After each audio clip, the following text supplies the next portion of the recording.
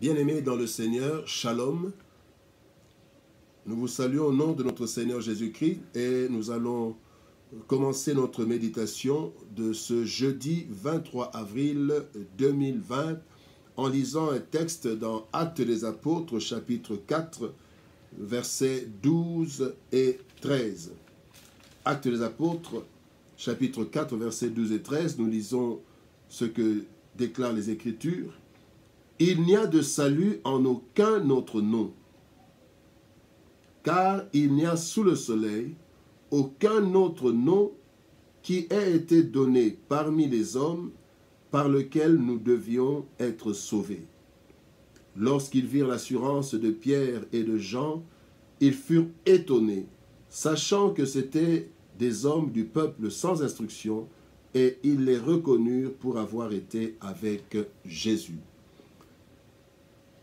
Ce jour, ce jeudi 23 avril 2020, notre méditation du jour a comme thème « Seul le nom de Jésus sauve ».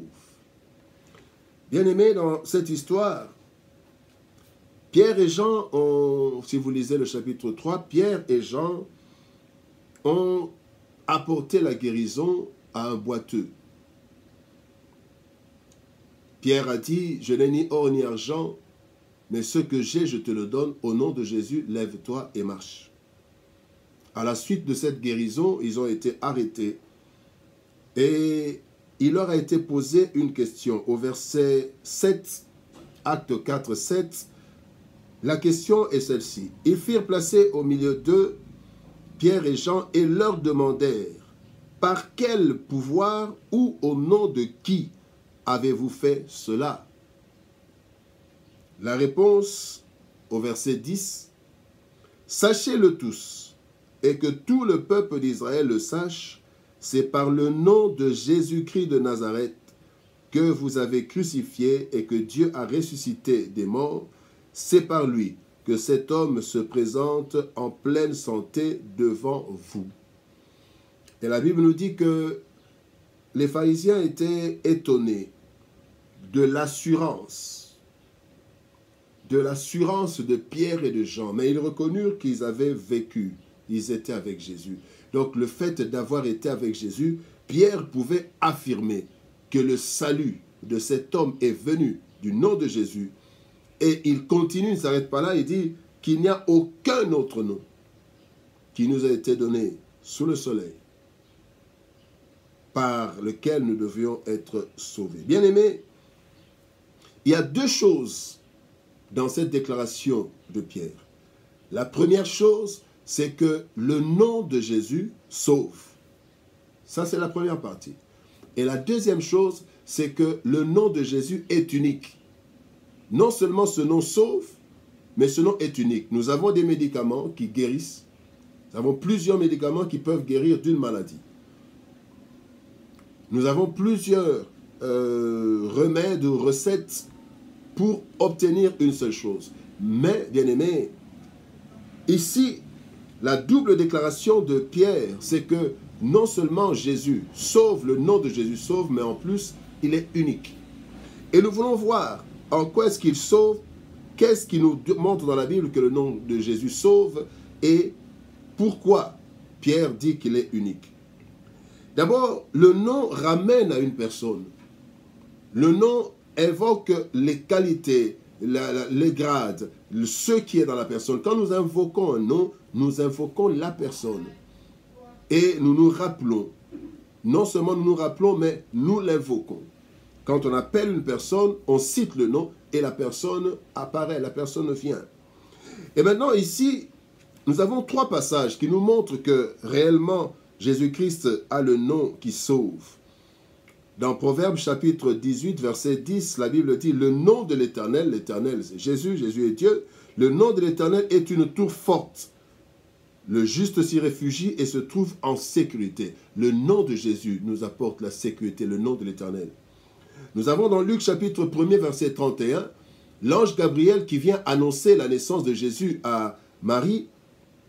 Et il dit à la Sainte Vierge, à Marie, il dit « Voici, tu deviendras enceinte et tu enfanteras un fils, tu lui donneras le nom de Jésus. Le nom de Jésus, ce nom Jesus veut dire l'Éternel est salut. Et la Bible nous montre aussi, dans Joël chapitre 2, verset 32, Joël 2, 32, et ce même texte, cette même déclaration est reprise dans Romains chapitre 10, verset 13. Il est dit, quiconque invoquera le nom de l'Éternel sera sauvé. Et dans Romains, il est dit, car quiconque invoque le nom du Seigneur sera sauvé. Quand nous invoquons Jésus, quand nous invoquons ce nom, c'est que nous invoquons sa puissance, nous invoquons sa présence et il agit. Ce nom agit, ce nom est puissant. Ce nom agit. Et maintenant, pourquoi Pierre pouvait dire c'est le seul nom? Nous avons vu 3 passages, il y en a plusieurs, mais nous voyons juste pour notre méditation 3 passages où nous voyons la sécurité, nous voyons le salut. Et nous allons aussi voir 3 passages qui nous parlent du fait que Jésus est unique. Le nom de Jésus est unique. D'abord, Jésus lui-même, la déclaration de Jésus lui-même. Jésus lui-même dit, « Je suis le chemin, la vérité et la vie. Nul ne vient au Père que par moi. » Dans Jean 14, verset 6. Donc Jésus lui-même, il dit, il est le seul intermédiaire pour aller au Père et c'est le salut, la vie éternelle. Jésus lui-même, il dit qu'il est le seul intermédiaire. Et Pierre a dit, sous le soleil, il y a un seul nom, il y a un seul, c'est Jésus. Le deuxième texte, c'est dans Philippiens chapitre 2, versets 9 à 10. La Bible dit, Dieu a souverainement élevé Jésus et lui a donné le nom, au-dessus de tout nom, afin qu'au nom de Jésus, tout genou fléchisse dans les cieux, sur la terre et sous la terre. Donc c'est le seul nom. Il est au-dessus de tout nom. Donc comme il est au-dessus de tout nom, c'est que c'est un seul nom. Tous les autres noms sont en dessous de Jésus. Et la Bible dit, il a été souverainement élevé. Le seul nom devant lequel tout genou fléchit. C'est la Bible qui le dit. Et la troisième chose, dans le fait que Jésus est le seul, et Pierre l'a déclaré, c'est que un nom, comme nous l'avons dit, un nom ramène à une personne. Et quand le nom ramène à une personne vivante, quand vous l'appelez, vous l'invoquez, la personne vient. Mais une personne morte, quand vous invoquez son nom, vous évoquez son nom, cela va rester au niveau de la pensée, au niveau de la mémoire, du souvenir. Et vous savez, le nom a aussi une date de péremption. Un nom a une date de péremption. Il y a des grands noms dans l'histoire, mais dont l'évocation n'amène pratiquement plus rien. Des grands noms dans l'histoire, je ne vais pas citer, il y en a tellement, que ce soit dans nos pays, que ce soit dans l'histoire du monde. Et donc, la date de péremption d'un nom, c'est pratiquement la mort de la personne. À la mort de la personne, et peut-être quelques mois, la grandeur, la puissance, on ne peut plus invoquer ce nom-là. Ce nom est pratiquement périmé.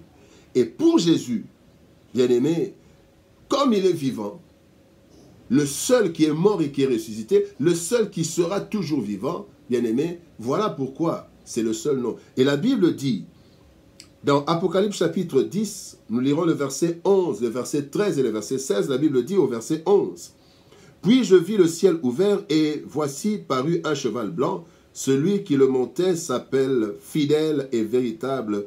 Il juge et combat la justice. » Fidèle et véritable, c'est Jésus. Et ça continue au verset 13, pour mieux comprendre. « Il était revêtu d'un vêtement teint de sang. Son nom est la parole de Dieu. » Jean chapitre 1er, au commencement était la parole était avec Dieu, la parole était Dieu, et la parole s'est faite chair, c'est Jésus. Et nous voyons que là, Apocalypse, c'est la fin des temps, la fin de tout. Jésus est encore là, il est vivant. Et au verset 13, il est dit, « Il avait sur son vêtement et sur sa cuisse un nom écrit, Roi des rois et Seigneur des seigneurs. » Le seul nom qui ne sera jamais périmé parce que Jésus était, Jésus est, Jésus sera. Il l'a dit avant qu'Abraham ne soit, je suis. Jésus est le seul nom par lequel nous puissions être sauvés. C'est le seul nom. Il n'y a pas deux noms. Il y a un seul nom, le nom de Jésus. Que Jésus, ce nom, cette personne, quand nous l'invoquons, il vient et il nous sauve. Voilà comment Pierre a pu sauver ce boiteux, parce qu'il a sauvé au nom de Jésus. Bien-aimés dans le Seigneur, nous voici arrivés à la fin de notre méditation. Nous vous bénissons au nom de Jésus, le seul nom qui nous a été donné sous le soleil, afin que par ce nom, nous soyons bénis, nous soyons sauvés. Que Dieu vous bénisse et que par sa grâce, nous puissions nous retrouver demain vendredi pour la dernière méditation de la semaine. Shalom à tous et à demain.